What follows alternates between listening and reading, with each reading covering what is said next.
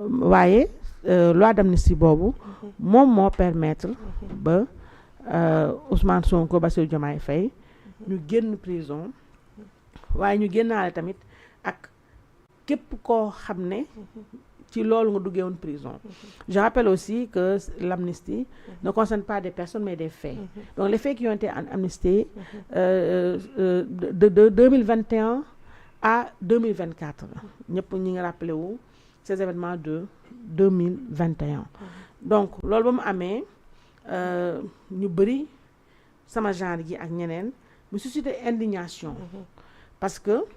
ñun li ñu tàmm gis fii en tout cas ci Sénégal loi d'amnistie buy am day fekk d'abord mu am justice mu am enquête ñu situer les responsabilités qui a fait quoi comment où et pourquoi bu ko defee nag le but mooy d'abord plus jamais ça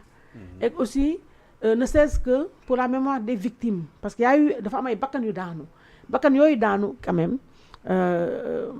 c'est en parler c'est important mais le rendre justice les plus donc quand on efface totalement des faits aussi graves nga xam ne defe naa ni 86 et quelques personnes fii Sénégal yi nga dégg yëpp ñu ne am na ay décès musul toll ci chiffre boobu y a pas eu seulement que des morts mais y a eu énormément de casses ay édifices publics privés énormément de choses Auchan ay grandes surfaces ñu am ay casses yoo xam ne professeur ay dommages irréparables je parle même pas du traumatisme que beaucoup ont subi donc lu mel noonu boo xëyee suba ñu ni on efface tout on recommence il y a un sentiment d'indignation généralisée te pour la première fois en tout cas li ma wax tout le temps loi de criminalisation de l'homosexualité mais surtout ak cette loi l'abrogation de cette loi d'amnistie mooy loo xam ne dafa cristalliser l'attention nationale mu am tamit benn consensus bu ci am national c'est-à-dire tout le monde semble en tout cas être d'accord avec son abrogation totale donc ñii mooy gouvernement actuel régime actuel bi ba ñuy doog a ñëw ñoom dañ ne ils n'ont jamais été même si ils en ont bénéficié mais ils ne sont pas demandeurs ils avaient promis aussi que bu ñu ñëwee ils feront tout pour que pour abroger cette loi d'amnistie et que évidemment constituer les responsabilités ñu wax ko et donc ci contextualisation bi dama bëgg régie bu dee vidéo pare na ñu teg maître Aïssata Tall Sall mi nga xam ne y a une plein de vidéos mais dama tànn boo xam ne pour moi dafa résumer exactement parce que j'appelle que professeur moom moo nekkoon ministre de la justice ba ñuy dugal ba loi bi di jël c'est aussi une avocate et moom xam na comme on dit comme on a l'habitude de dire ci les questions juridiques il y a l'esprit et la lettre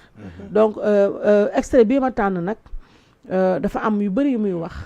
ma bëggoon ñu àndandoo déglu ko bala ñoo revenir sur les décisions d'hier Régis ngeen tegal ma mettre Aïssata Tall Sall d'abord.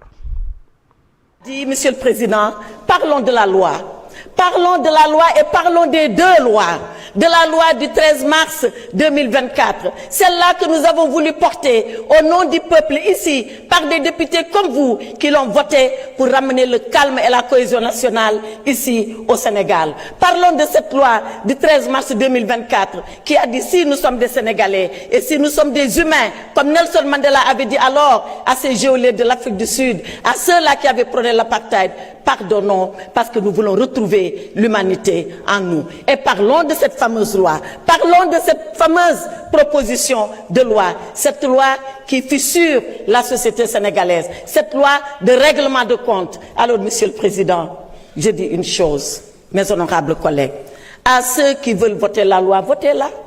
Mais je rappelle que ceux-là qui voulaient l'abroger étaient là, à ce pupitre. Et ils avaient promis l'abrogation aux Sénégalais. Et je leur ai répondu, abrogez-la. Et à ce moment-là, faites face aux conséquences. Ils ignoraient les conséquences, c'est leur problème. Nous, on savait et on connaissait les conséquences. Alors, interprétation qui n'en est pas une. Interprétation qui est une modification. D'accord. mais nous continuerons ce combat. Il ne s'arrêtera pas ici. Et quand vous parlerez, vous, à vos militants, nous, on parlera aux Sénégalais et à l'ensemble des Sénégalais. Quand vous parlerez de votre parti PASTEF, on parlera du pays. Quand vous parlerez de vindicte, quand vous parlerez de vengeance, quand vous parlerez de rancune, on parlera de droit, on parlera de justice, on parlera de loi, parce que c'est ça un état de droit. Et pour cet état de droit,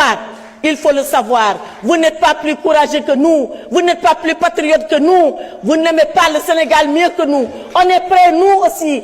à mourir. Je ne parle pas de la prison. Mais qui a peur de la prison? La prison, il y a 3 personnes qui n'iront jamais en prison. C'est le chien, excusez-moi du terme, à qui on préfère jeter la pierre quand il vous mord. C'est le lâche qui a fui avant la prison. Et c'est celui qui est dément et qui est inconscient. Alors, chez nous, il n'y a ni chien, il n'y a ni lâche, il n'y a que des courageux. Et quand il s'agira de mourir pour le Sénégal, on est prêt à mourir pour le Sénégal. On est prêt à aller pour le Sénégal. Alors vos leçons de courage, gardez-les pour vous. On n'en a pas besoin. Vos leçons de patriotisme, gardez-les pour vous. On n'en a pas besoin. Vos leçons que nous aimons plus le Sénégal. Babacar,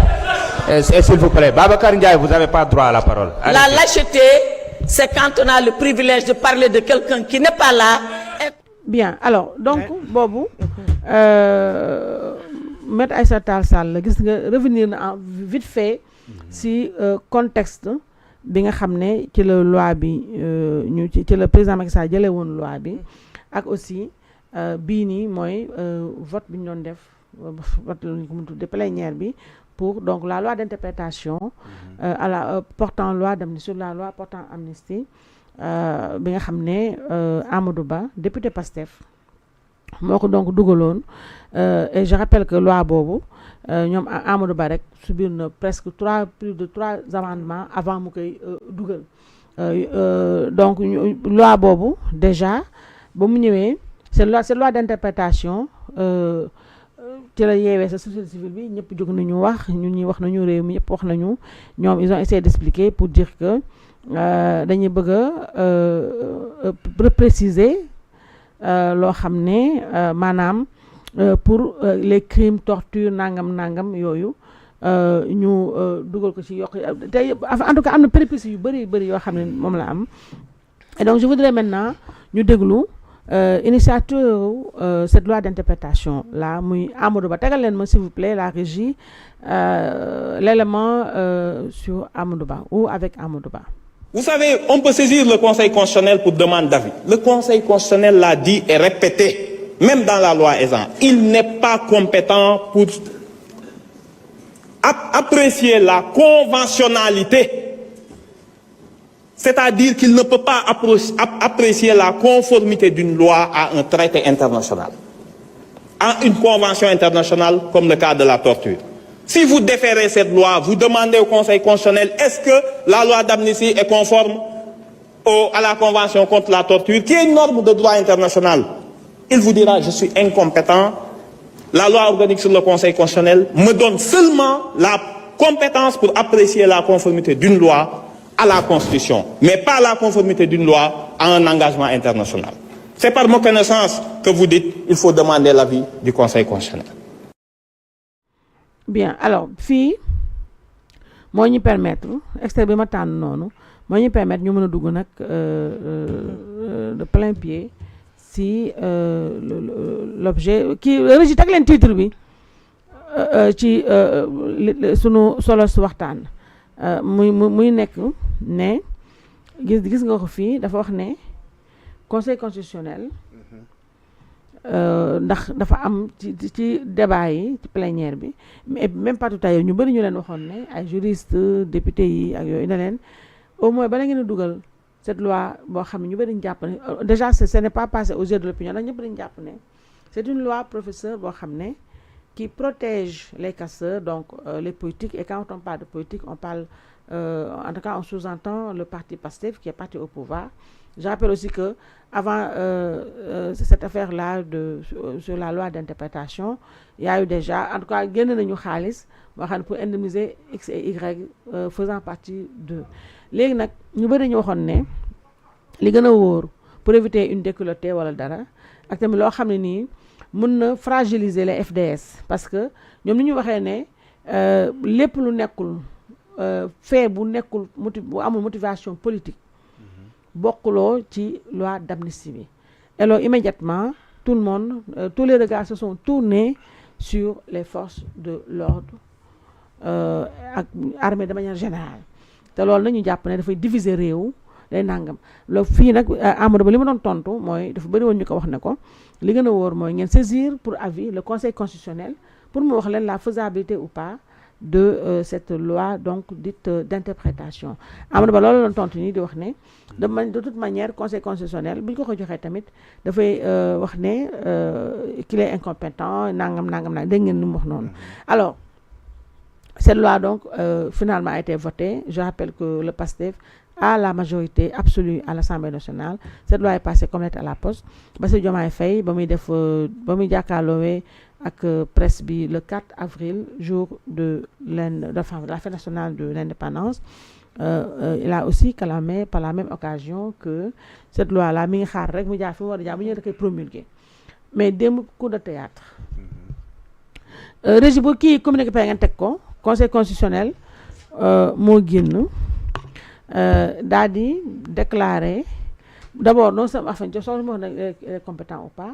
waaye dafa rejeter